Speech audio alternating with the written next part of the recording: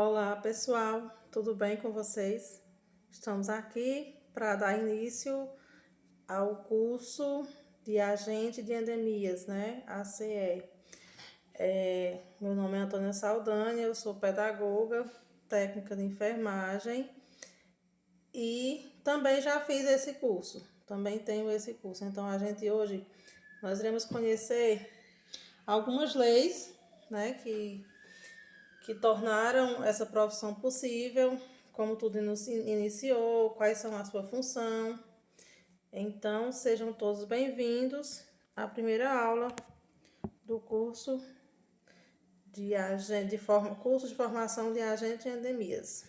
Não é isso? Então, de início, nós vamos começar com o papel do ACE no SUS, né? Vocês sabem que uma coisa é ligada à outra. Então, o SUS ele é quem comanda é quem descentraliza esse trabalho dos agentes de endemia. E aí, desde sempre, né, desde quando surgiu a AB, que é a atenção básica, e também a vigilância em saúde, eles se uniram, né, para se identificar os problemas de saúde nos territórios. E aí eles tinham que se planejar, formar estratégias de intervenção clínica e sanitária mais efetivas, para assim conseguirem de maneira melhor combater algumas doenças, né? Como vocês sabem, os agentes de endemias, eles são responsáveis, eles são pessoas que agem diretamente no controle de doenças, de infecções, dessas coisas. Então, eles trabalham com visita nas casas, e aí a gente pensa que é só uma função, acaba que não, que sem, o agente de endemias, o trabalho dele é bem parecido com o do agente comunitário de saúde, né? Que é a visita às famílias. E aí eles trabalham de forma integrada, ou seja, um do lado do outro, que assim fica melhor de trabalhar, né? E assim eles criam as estratégias, algumas atividades específicas para assim melhor desenvolver o seu trabalho. E aí nós vamos ver agora a fundamentação, né, que é da Lei 8.080/90, que eu vou ler aqui. No escopo das ações estratégicas definidas pela Vigilância em Saúde para a contenção do ciclo de transmissão de doenças, destaca-se o papel de milhares de trabalhadores que desenvolvem ações em prol do controle das endemias e epidemias. Esses profissionais possuem atribuições de grande relevância e executam atividades de promoção à saúde, vigilância, prevenção e controle de doenças, de acordo com as estratégias preconizadas pelo Ministério da Saúde. Ou seja, toda a determinação vem do órgão de saúde, né? Esses profissionais acompanham a história da saúde pública do país. No entanto, suas funções e atribuições sofreram alterações ao longo dos anos, passando a ser um sistema vertical de ações de controle e vigilância para um modelo descentralizado. Aqui, antes, a gente pode falar que o controle das endemias era responsabilidade do governo, né, no modo geral. E aí, depois de um certo tempo, eles passaram a descentralizar, ou seja, cada município ficou responsável por fazer essa vigilância em saúde com os agentes de endemias. E aí a gente vem aqui para alguma fundamentação, que é algumas leis que ocorreram para que isso acontecesse, para cada município ficar sendo responsável. Aqui, constitucionalização da integração básica de vigilância em saúde. Aí o processo de descentralização das ações dos municípios na área do controle de doenças e epidemias, né, veio pela portaria 1399 de 15 de novembro, ou 15 de dezembro, aliás. E aí, aqui eles colocaram alguns tópicos que seriam as funções dos agente de endemias, né? Que foi a regulamentação das atividades, como o combate às endemias, a questão das visitas, e aí teve também, o, foi feito também um caderno, né, da atenção básica, que era da vigilância em saúde e zoonoses. E aí tem também o SUS, né, que permite da produção dos agentes de combate às endemias. Aí criou também o Código de Ética de Ocupações na atenção básica. E aí foram surgindo leis, né? Com o passar do tempo, foram surgindo leis que foram tornando aquela profissão mais visível. Porém, não tanto quanto o necessário, né? Precisou de mais leis, mais projetos. E foi aí então que em 2006, uma coisa bem, né, bem recente, porque esses agentes de endemia são há muito tempo que eles existem, né? Mas só em 2006, pela a lei federal 11.350 de 5 de outubro, que o trabalho foi regulamentado no Brasil, né? E aí, baseando nessa lei, surgiram algumas atribuições a eles, né? A gente vai ler aqui: desenvolver ações educativas e de mobilização da comunidade relativas à prevenção e o controle de doenças e agravos à saúde.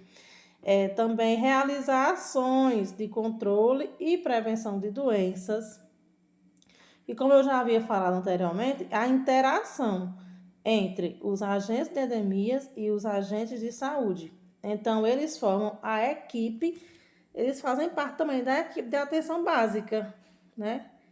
E aí é função deles identificar casos suspeitos de doenças, agravos de saúde e encaminhá-las ao setor indicado. No caso, a unidade de referência, ou assim comunicar o fato à autoridade sanitária responsável.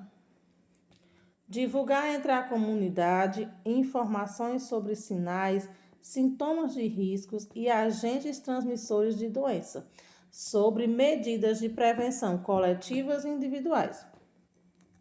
Realizar ações de campo para pesquisa,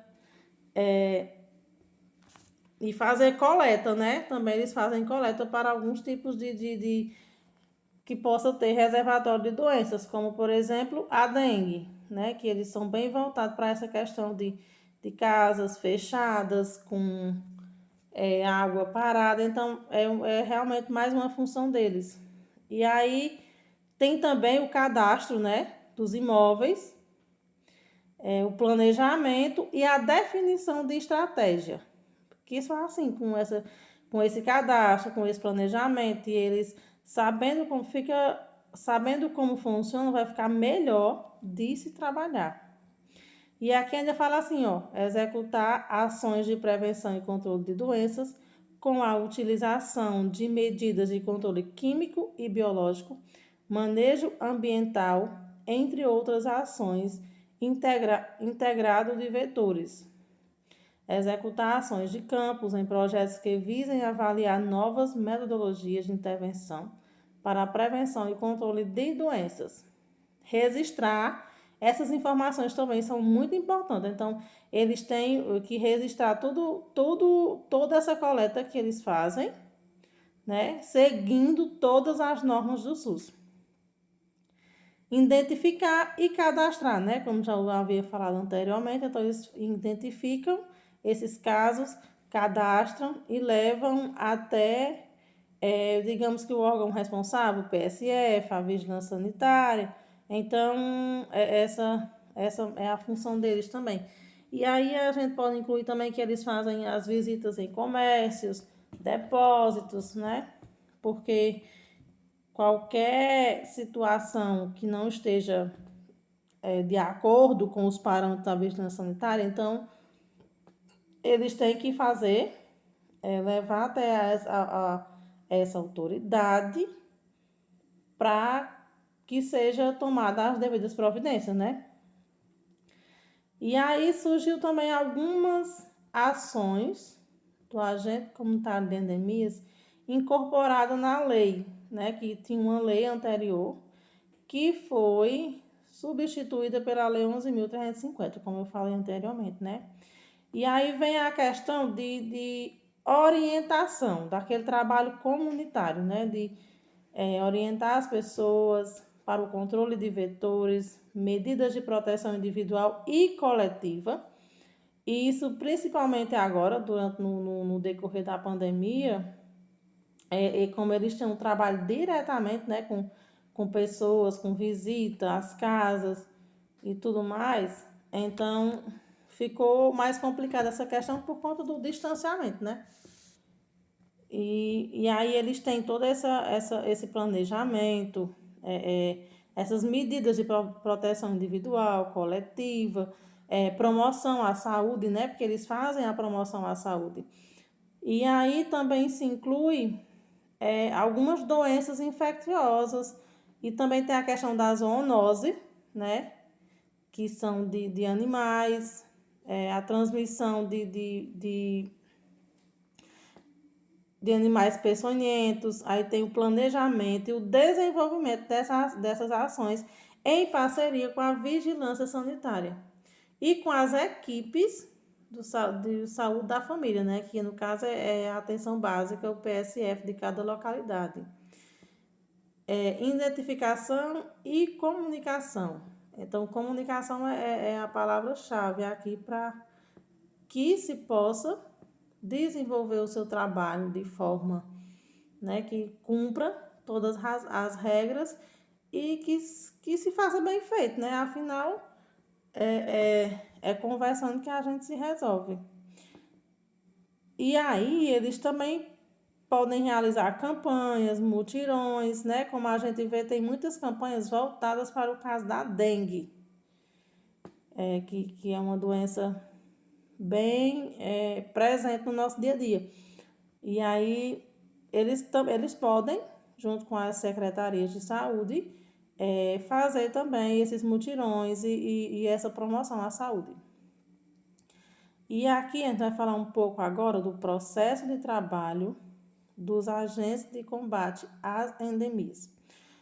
Todo o processo de definição e instituição de medidas de saúde e segurança com foco na atenção integral na saúde do trabalhador, bem como correspondente a ações de vigilância em saúde.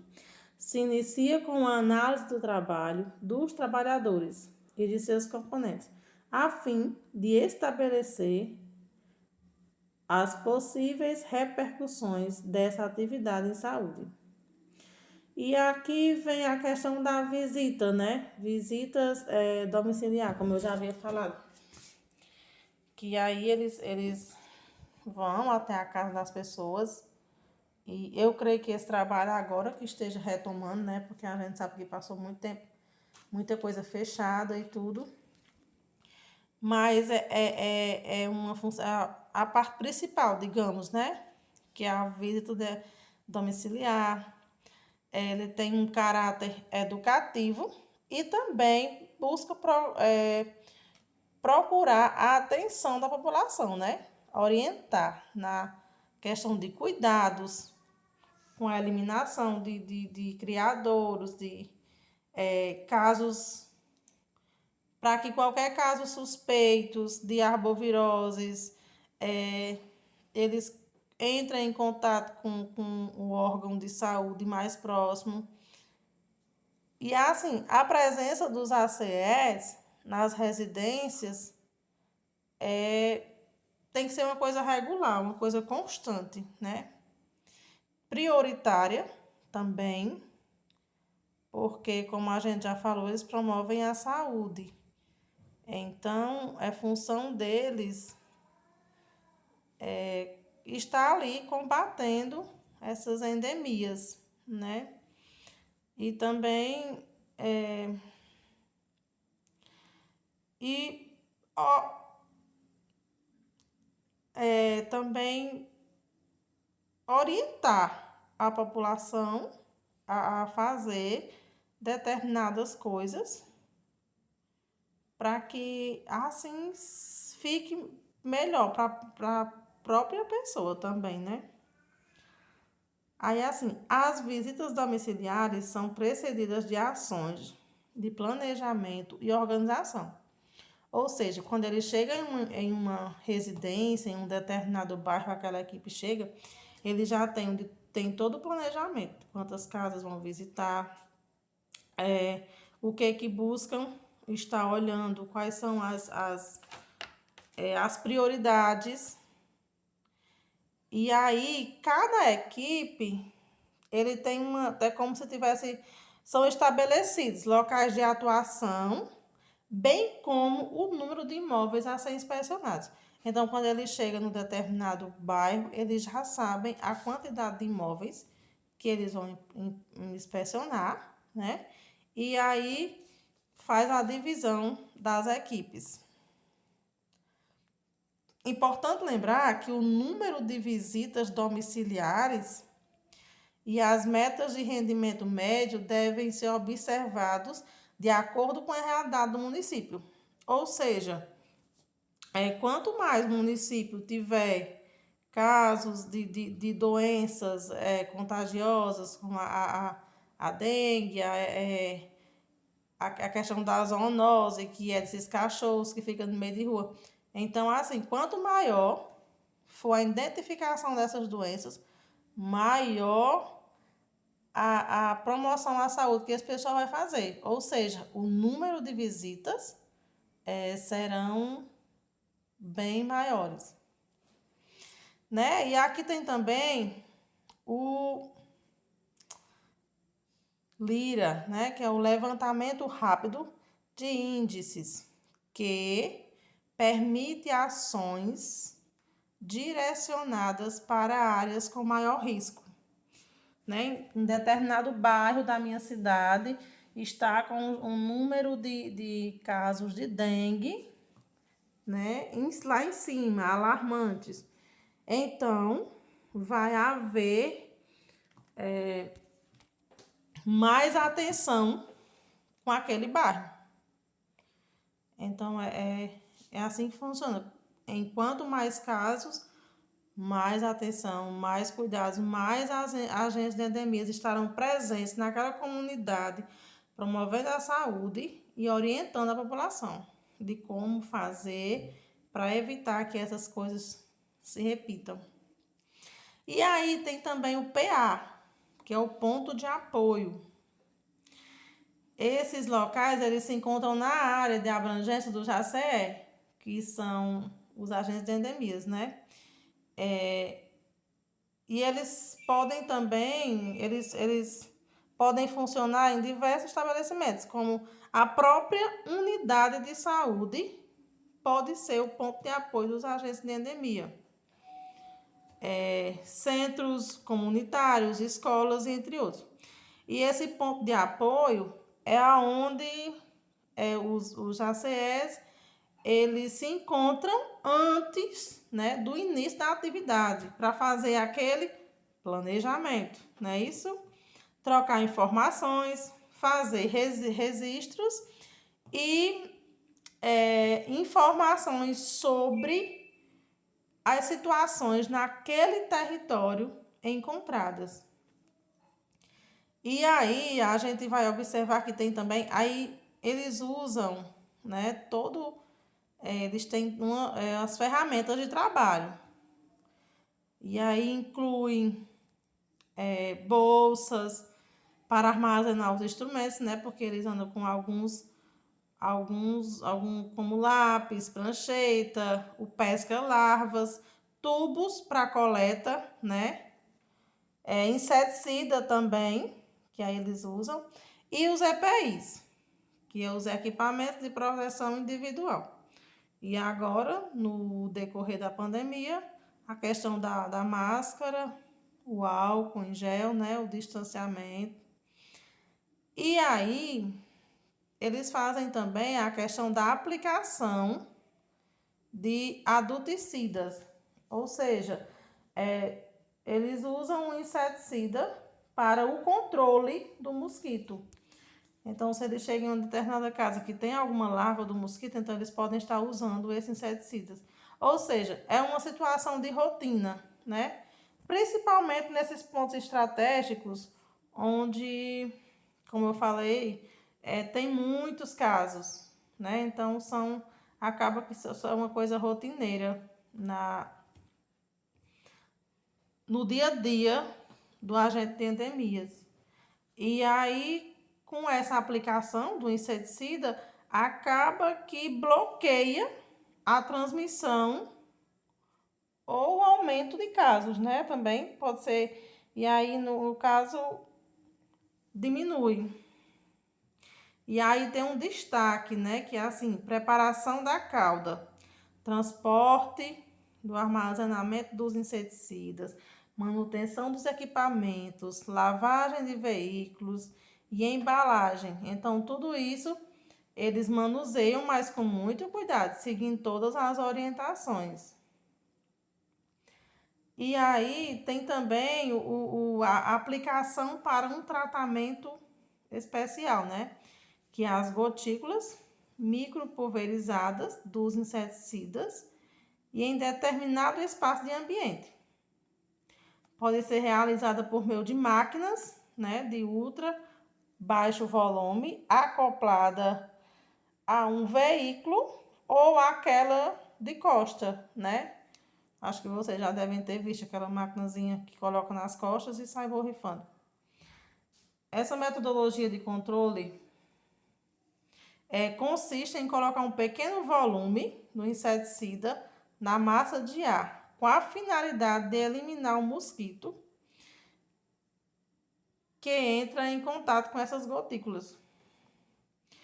E aí, pessoal, vocês sabem que como toda profissão, tem também os fatores de risco, né? Vamos seguir aqui para o próximo slide.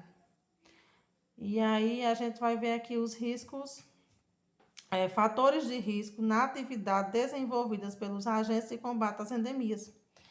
Situações que podem levar à ocorrência ou complicação de doenças, né? Como eles fazem uso desses produtos químicos, então acaba que de uma certa forma é um risco a mais, né?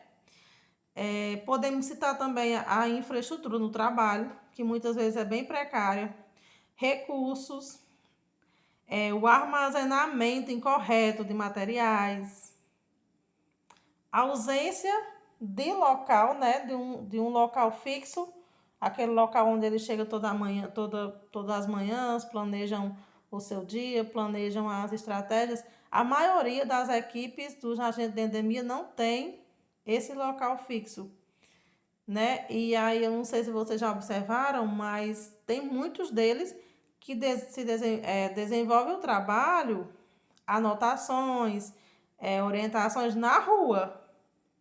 Eu não sei se vocês já observaram. Existe muito. Aqui, por exemplo, onde eu moro, geralmente esse ponto de apoio dos agentes de endemias é no meio da rua mesmo, para anotações, orientações, né? E aí vem a questão salarial, né? Baixo reconhecimento profissional, a pressão pelo cumprimento de metas, falta de informações também, também a questão do salário, né? Baixo, que também dificulta o trabalho deles. E aí, tudo isso pode gerar danos à saúde por N riscos, né? E além dos fatores de riscos, esses que eu acabei de citar, que é a falta de estrutura, armazenamento inadequado, não ter um trabalho físico, um lugar físico, né? Vem também o risco químico, porque como a gente já viu anteriormente, eles aplicam os inseticidas. Então, o manuseio é feito por eles, né? Eles mesmos quem manuseiam, quem preparam para estar colocando nas casas.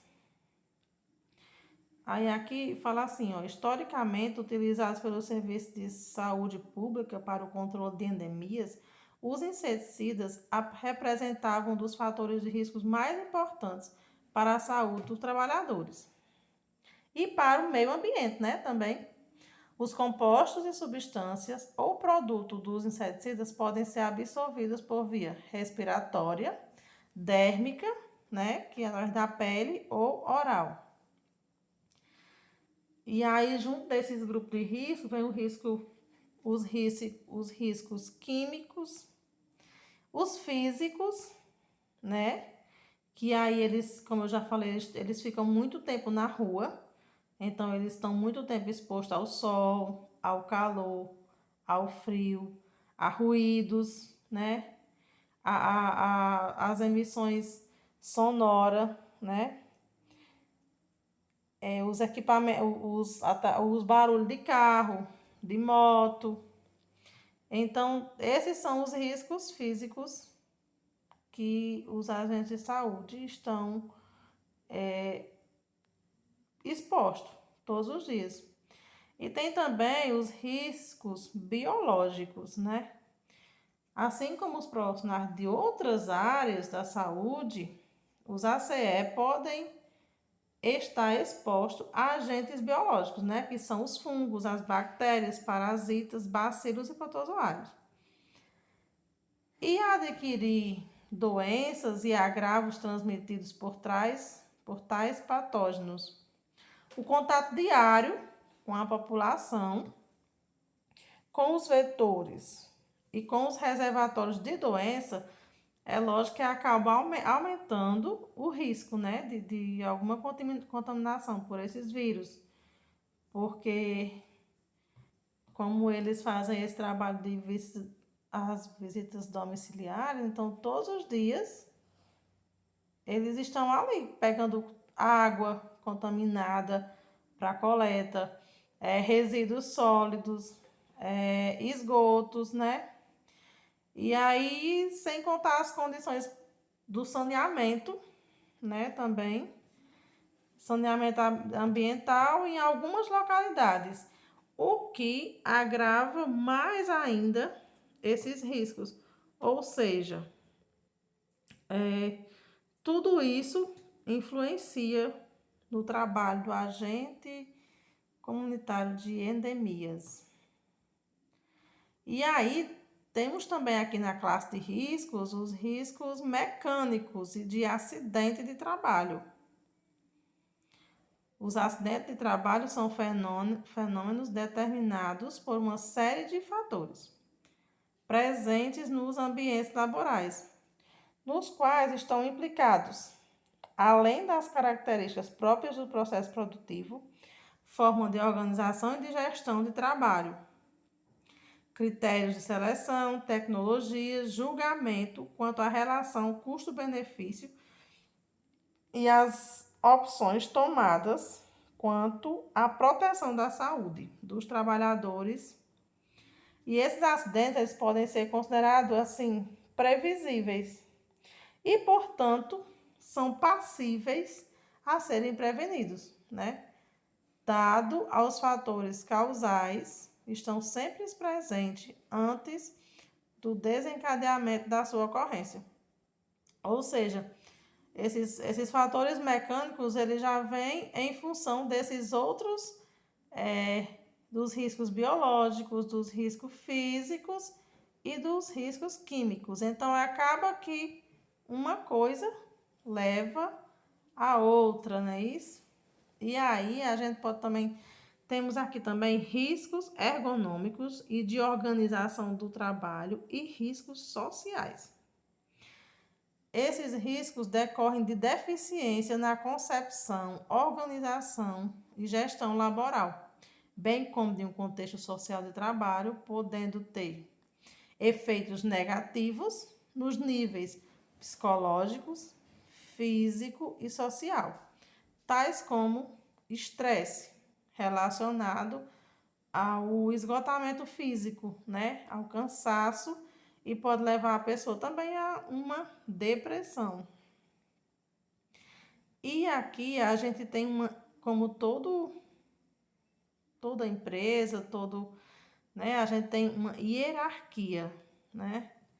de controle de medidas coletiva e individual. A hierarquia de controle de risco tem como finalidade estruturar as medidas de proteção, segurança e saúde do trabalhador, de forma ampla.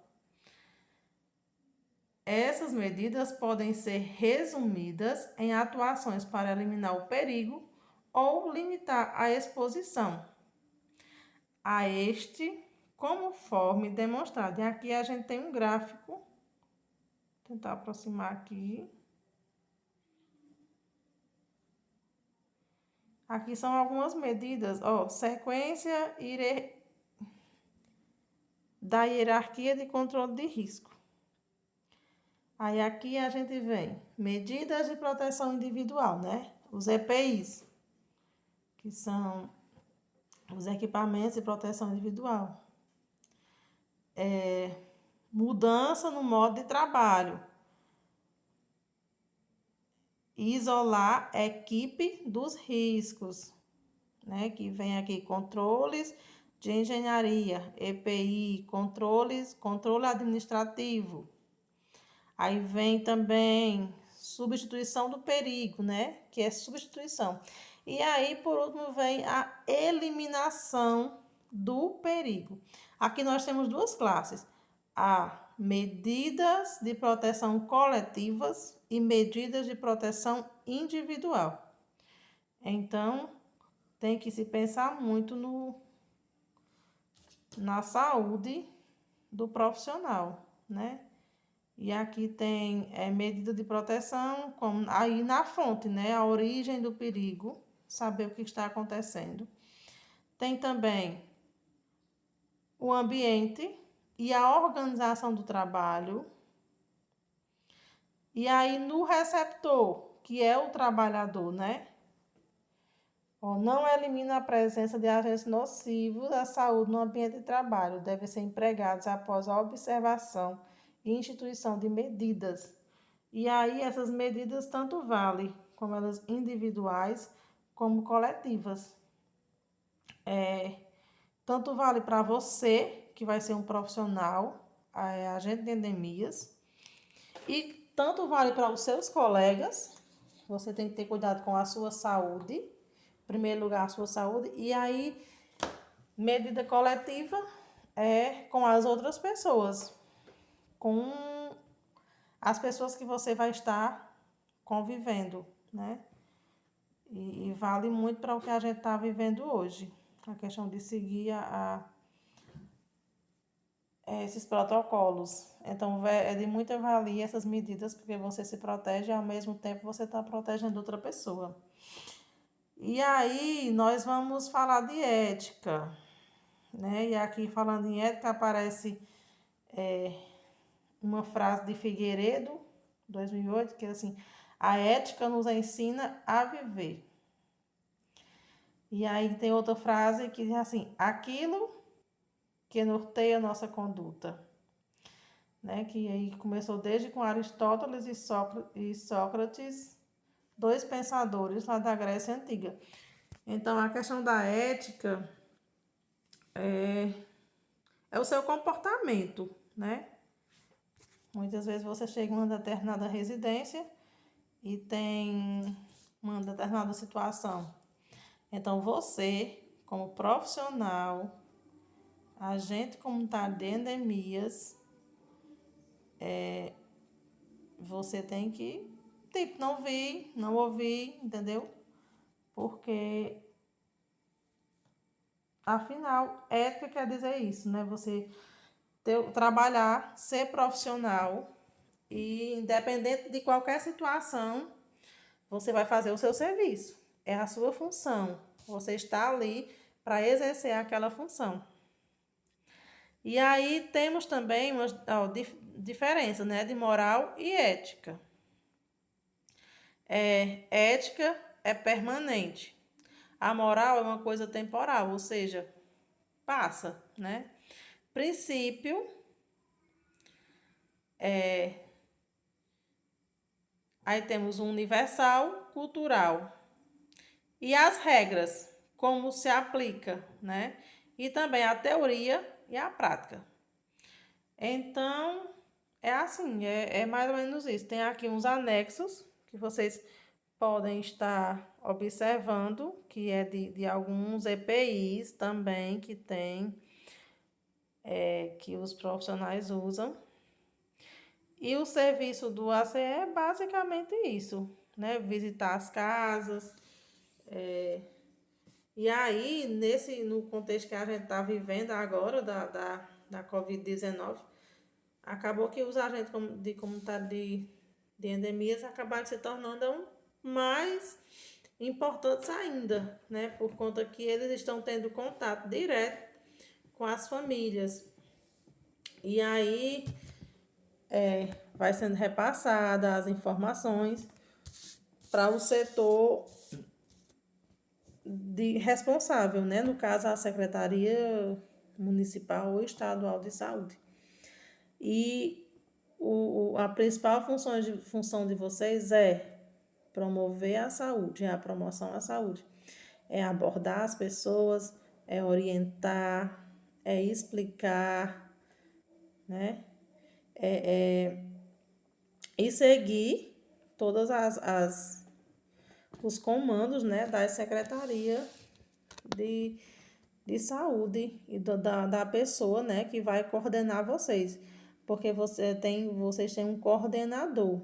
E aí, para que essa pessoa seja um coordenador e consiga estar ali orientando vocês, essa pessoa tem que ter uma formação na área da saúde, ou um técnico, ou um enfermeiro, não importa, mas ela tem que ter conhecimento daquela área que ela vai trabalhar.